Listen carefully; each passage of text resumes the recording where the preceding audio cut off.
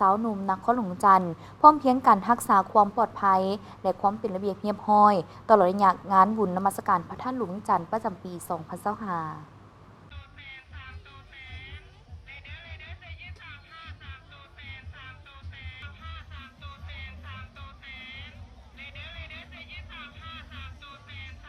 ท่านผู้ชมที่เคารพอยู่ทางด้านหลังของข้าพเจ้าก็ถือได้ว่าเป็นอีกหนึ่งก้อนกำลังที่สำคัญไม่ว่าจะงานบุญหรือว่างานเทศกาลใดๆก็ต้องมีนั่นก็คือก้อนกำลังสาวหนุ่มเช่นเดียวกันในงานบุญนมัสการพระธาตุหลวงจันทร์ในปีนี้ก็ได้มีก้อนกำลังสาวหนุ่มอาสาสมัครที่พร้อมเพียงเฮียงหน้ากันมารักษาความสงบปลอดภัยให้กับมวลชนที่ว่าได้มาเที่ยวในงานบุญนมัสการพระธาตุหลวงจันทร์ในปีนี้ให้มีความปลอดภัยนั่นเอง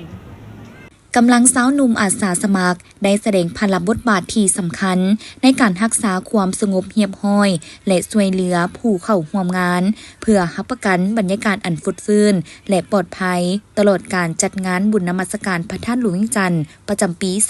2025ซึ่งทานหุ่มเพงศรีสมบัติเลขาคณะภาคบริหารงานสาวหนุ่มนครหลวงจันทร์ได้รายงานว่าคณะสาวหนุ่มนครหลวงแม่นได้เข้าร่วมงานบุญพระธาตุหลวงจันทร์ในระหว่างวันที่1 พฤศจิกายน 2025ซึ่งประกอบมี3เมืองมีสมาชิกทั้งหมด 3,500 คนประจำอยู่12จุดเพื่อรักษาความเป็นระเบียบและความปลอดภัยในงานบุญสบายดีข้าพเจ้าชื่อหุ่มเพงศรีสมบัติเลขาคณะบริหารงานสาวหนุ่มนครหลวงเวียงจันทร์วันนี้เราเป็นข้าพเจ้าต่างหน้าให้อนุป้องกันความสงบก็คือสาวหนุ่มของพวกเขาได้เข้าร่วมป้องกันบุญพระหลวงซึ่งว่ามาจาก3เมือง2โรงเรียนเอกราชขึ้นกับคณะสาวหนุ่มนครหลวงเวียงจันทร์ซึ่งอยู่ใน5มือนี้เราเป็นกำลังสาวหนุ่มพวกเขาเข้าป้องกันมี 3,500 กว่าสหายซึ่งในแต่ละมือพวกเขาก็แบ่งจุกันซึ่งประกอบมีอยู่12จุอยู่ในธาตุหลวงนี้แล้วก็3จุอยู่ไอเต็กปัจจุบันนี้ก็แม่นถือว่ามวลชน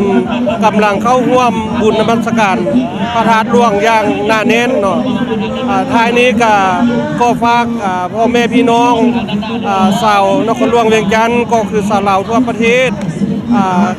เข้าร่วมบุญนมัสการพระธาตุหลวงนี้จงมีสติระมัดระวังตัวกับปรากฏการณ์ย่อท้อ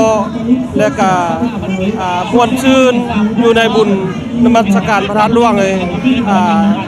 ให้มีบรรยากาศอย่างฟุดฟื้นถือว่าบรรยากาศ